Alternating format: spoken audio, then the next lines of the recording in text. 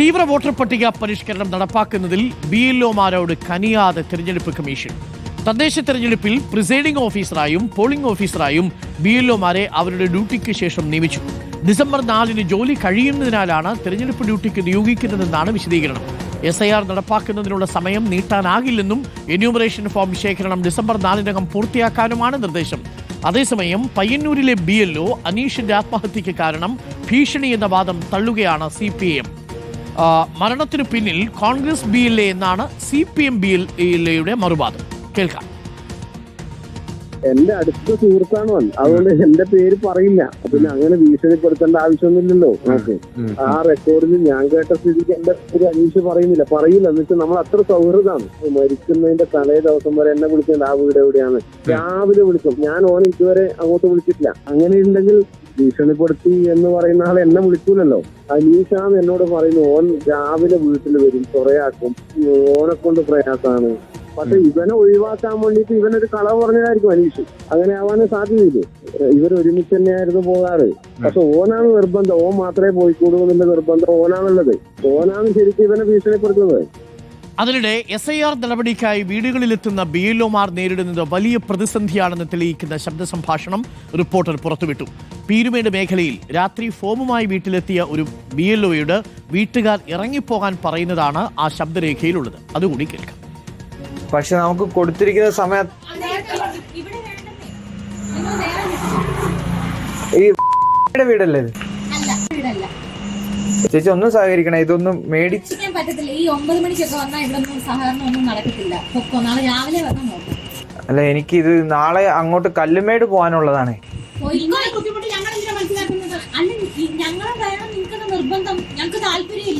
അല്ല, നിങ്ങളുടെ കയ്യെ കൊടുക്കാം. അത് നിങ്ങൾ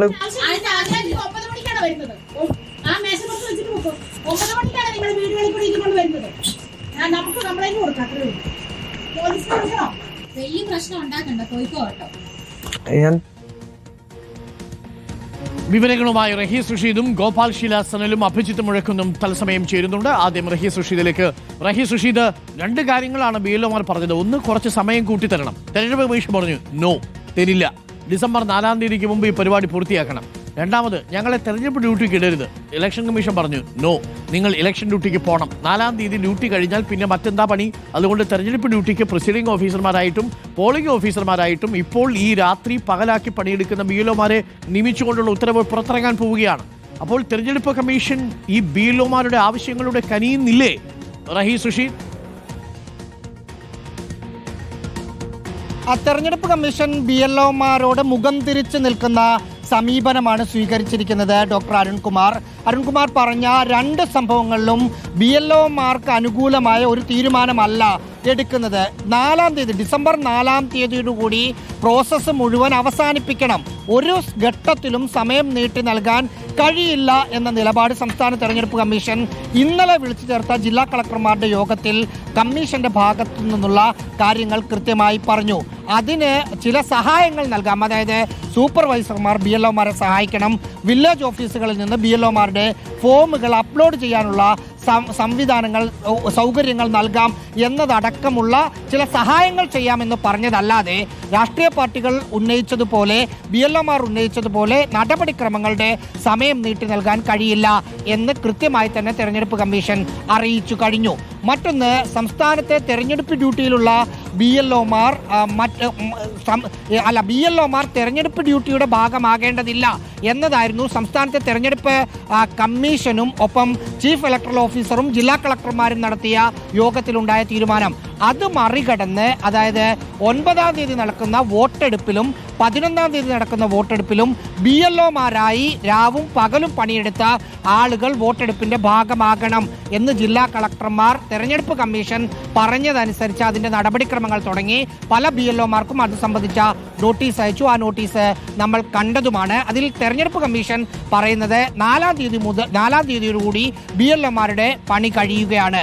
പിന്നെ എന്താണ് 9-ാം തീയതി അവർ ഡ്യൂട്ടിക്ക് വന്നാൽ എന്നതാണ് കുഴപ്പം എന്നാണ് അവർ ചോദിക്കുന്നത്. പക്ഷേ BLOമാർ പറയുന്നത് ഇത്ര വലിയ പണിയെടുത്തതിന് ശേഷം തെരഞ്ഞെടുപ്പ് കമ്മീഷൻ നേരത്തെ പറഞ്ഞതാണ് ഞങ്ങളെ തെരഞ്ഞെടുപ്പിന്റെ ഭാഗമാക്കില്ല എന്ന്.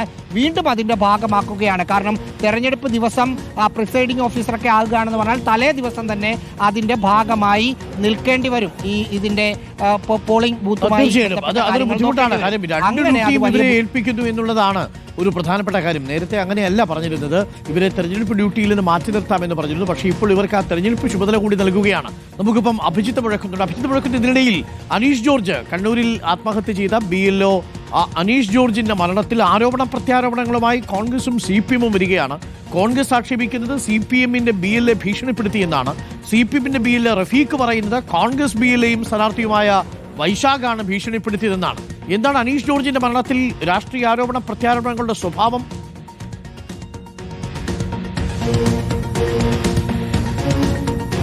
അരുൺ, മരണത്തിന് പിന്നാലെ തന്നെ രാഷ്ട്രീയ ആരോപണങ്ങൾ തുടങ്ങിയതാണ്. ഒരു പ്രധാനപ്പെട്ട കാര്യം, ഇതൊരു CPM സ്വാധീന കേന്ദ്രമാണ്.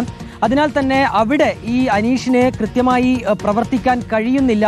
ആ രീതിയിലുള്ള ഭീഷണി CPM പ്രവർത്തകരിൽ നിന്നുണ്ടാകുന്നു എന്നുള്ളതാണ് കോൺഗ്രസിന്റെ ആരോപണം. കോൺഗ്രസിന്റെ BLA ആയ വൈശാഖ് അനീഷിനൊപ്പം പോകുന്നത് CPM പ്രവർത്തകർ ഇടപെട്ട് തടഞ്ഞു.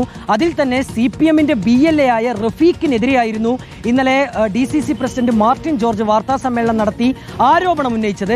പക്ഷേ താൻ അങ്ങനെ ഭീഷണിപ്പെടുത്തിയിട്ടില്ല എന്ന മറുപടിയുമായി റഫീഖ് തന്നെ രംഗത്തെത്തി. റഫീഖ് റിപ്പോർട്ടിനോട് സംസാരിച്ചത് നമ്മൾ അല്പസമയം മുൻപാണ് പുറത്തുവിട്ടത്.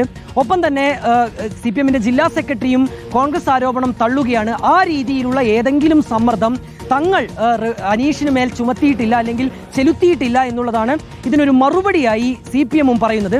ഏതായാലും അരുൺ ആദ്യം സൂചിപ്പിച്ചതുപോലെ ഇങ്ങനെ ആരോപണ പ്രത്യാരോപണങ്ങൾ അവിടെ നിൽക്കുന്നുണ്ട്. ഏതെങ്കിലും തരത്തിൽ അനീഷിന് ഈ രീതിയിൽ സമ്മർദ്ദം നേരിടേണ്ടി വന്നിട്ടുണ്ടോ ഈ രാഷ്ട്രീയ പ്രവർത്തകരിൽ നിന്ന് എന്നുള്ളതാണ് ഒരു ചോദ്യം. അതിനൊരു വ്യക്തമായ ഉത്തരം ലഭിക്കേണ്ടത് പോലീസിന്റെ അന്വേഷണത്തിലൂടെയാണ്. പോലീസ് നിലവിൽ ഈ കുടുംബാംഗങ്ങളുടെ മൊഴി ശേഖരിക്കാനുള്ള നീക്കത്തിലാണ്. അത് അല്പസമയത്തിനകം തന്നെ മൊഴി ശേഖരിക്കുമെന്നാണ് നമ്മൾ മനസ്സിലാക്കുന്നത്. ആ മൊഴി ശേഖരിച്ചു കഴിഞ്ഞാൽ മാത്രമാണ് നിലവിൽ ഏതെങ്കിലും കൂടുതൽ വകുപ്പുകൾ ഈ കേസിൽ ഉൾപ്പെടുത്തണോ എന്നുള്ള കാര്യത്തിൽ ഒരു തീരുമാനത്തിലേക്ക് വരിക. നിലവിൽ BNS 194 പ്രകാരം, അതായത് അസ്വാഭാവിക മരണത്തിനാണ് പെരിങ്ങോം പോലീസ് കേസെടുത്തിട്ടുള്ളത്, അന്വേഷണം ആരംഭിച്ചിട്ടുള്ളത്. ഇനി ആ രീതിയിലുള്ള മൊഴി കുടുംബം നൽകുകയാണ് എങ്കിൽ ആത്മഹത്യാ പ്രേരണ കുറ്റം ഉൾപ്പെടെ ചുമത്തുന്ന കാര്യങ്ങളിലേക്ക് അല്ലെങ്കിൽ ആ ഒരു നീക്കത്തിലേക്ക് പോലീസ് കടക്കും. ഒപ്പം ഈ ഫോണും പോലീസ് ശാസ്ത്രീയമായി പരിശോധനയ്ക്ക് വിധേയമാക്കുന്നുണ്ട്. സൈബർ സെല്ലിന് ഈ ഫോൺ കൈമാറുകയും അതിലുള്ള തെളിവുകൾ ശേഖരിക്കാനുള്ള ഒരു നീക്കം കൂടി പോലീസ് ഏതായാലും ഊർജിതമായി നടത്തുന്നുണ്ട്. അനീഷ് ജോർജിനെ കുറിച്ച് നമ്മൾ കേട്ടത് ഒരു സാധുവായിരുന്നു എന്ന് കേട്ടത്. ആരുമായിട്ടും ഒരു ബഹളം ഉണ്ടാക്കിയിട്ടില്ല. വലിയ ഓവർ സ്മാർട്ടായിട്ട് നടക്കുന്ന ആളായിരുന്നില്ല. സ്കൂളിൽ പോവും, അവിടുത്തെ ഓഫീസ് അസിസ്റ്റൻ്റാണ്, അതിനുശേഷം വീട്ടിലേക്ക് വരും. അങ്ങനെ ജീവിച്ചൊരു മനുഷ്യനാണ്. ആ മനുഷ്യനെ കൊലയ്ക്ക് കൊടുത്തത് ഈ തെരഞ്ഞെടുപ്പ് കമ്മീഷൻ്റെ ഈ ഉദ്യോഗസ്ഥന്മാരുടെ സമ്മർദ്ദമാണെന്ന കാര്യത്തിൽ ഒരു സംശയമില്ല. അതിനിടയിലാണ് ഇപ്പോൾ ആരോപണ പ്രത്യാരോപണങ്ങളുമായി ഇരുകൂട്ടരും രംഗത്ത് വരുന്നത്. നമുക്കിപ്പം ഗോപാൽ ശില സനൽ കൂടിയുണ്ട്. നേരത്തെ നമ്മൾ പുറത്തുവിട്ട ആ ഓഡിയോ സന്ദേശം, അത് പീരുമേട്ടിൽ നിന്നുള്ള ഓഡിയോ സന്ദേശമാണ്. അവിടെ ഒരു പാവം BLO ഓഫീസർ പോകുമ്പോൾ അവിടെ ഒരു വീട്ടിലെ സ്ത്രീകൾ അയാളെ അടിച്ചിറക്കി വിടുന്നത് പോലെയാണ്. രാത്രി 9 മണിക്ക് വന്നത് എന്തിനാണ്? ഞങ്ങൾക്ക് ആണോ ആവശ്യം? നിങ്ങൾക്കാണ് ആവശ്യം. ആ ഓഡിയോ സന്ദേശത്തിൽ BLO അനുഭവിക്കുന്ന സമ്മർദ്ദം എത്രത്തോളം ഉണ്ടെന്ന് നമുക്ക് മനസ്സിലാവും. ഗോപാൽ ശില സനൽ, ആ ചെറുപ്പക്കാരൻ പിന്നീട് എന്ത് ചെയ്തു നമുക്കറിയില്ല. ഒരുപക്ഷെ പിറ്റേന്ന് പകല് ഇവിടെ തന്നെ വീണ്ടും കൊണ്ടുപോയി കൊടുത്തിട്ടുണ്ടാവും. 1000-ലധികം ഫോമുകൾ ഒരു BLO തന്നെ പൂരിപ്പിച്ച് കൊടുക്കണം. ഈ സാഹചര്യത്തിലാണ് ഒരു വീട്ടിൽ നിന്ന് രാത്രിയിൽ ഇതേപോലെയുള്ള നിസ്സഹകരണം കിട്ടുന്നത്. BLOമാർ എന്ത് ചെയ്യും അല്ലേ ഗോപാൽ ശില സനൽ? ഇതേപോലെ നിസ്സഹകരിച്ചു തുടങ്ങിയാൽ നാട്ടുകാർ അതെ ഡോക്ടർ, അതിൽ ഏറ്റവും പ്രധാനപ്പെട്ടത് ഇടുക്കി പോലെ ഒരു ജില്ലയിലെ പീരുമോട് പോലെയുള്ള ഒരു പ്രദേശം, അത് വലിയ ഒരു പ്രദേശമാണ്. ആ പ്രദേശം കേന്ദ്രീകരിച്ച് ഇത്തരത്തിൽ ഓടിയെത്തുകയൊക്കെ അസാധ്യമാണ് എന്നതാണ് നമുക്ക് ആ മേഖല കേന്ദ്രീകരിച്ച് പ്രവർത്തിക്കുന്നവരിൽ നിന്നൊക്കെ നമുക്ക് ലഭിക്കുന്ന വിവരം. എന്തായാലും ഈ ഓഡിയോ സന്ദേശത്തിൽ അങ്ങേ അറ്റം നിസ്സഹായനും അതിനോടൊപ്പം തന്നെ ഈ വീട്ടിലുള്ള സ്ത്രീകളോട് കേണഭക്ഷിക്കുകയും ചെയ്യുന്നൊരു ചെറുപ്പക്കാരനെയാണ് നമുക്ക് ശ്രമിക്കാൻ പറ്റുന്നത്.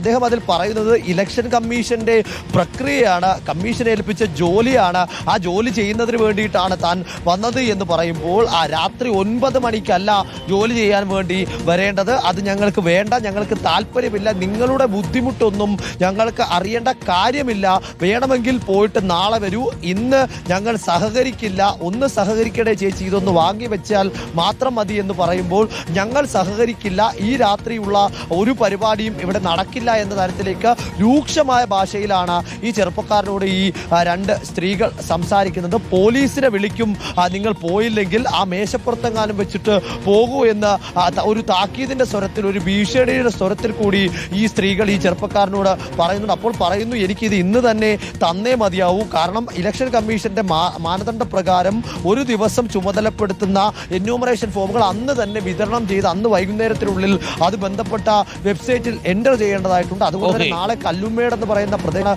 പോകേണ്ടത്. അന്ന് ഇതൊന്ന് ചെറുപ്പക്കാരൻ ുന്നുണ്ട്. പിന്നീട് അരുൺ സൂചിപ്പിച്ചതുപോലെ അന്ന് അവർ വാങ്ങിയോ അതോ അദ്ദേഹത്തിന് മടങ്ങി പോകേണ്ടി വന്നോ എന്നതൊക്കെയുള്ള കാര്യങ്ങൾ ഇപ്പോഴും ചോദ്യചിഹ്നമായി നിൽക്കുകയാണ്. Arun, thank you Gopal, thank you Abhijith, thank you Rahi Susheed വിവരങ്ങൾ നൽകിയതിന്.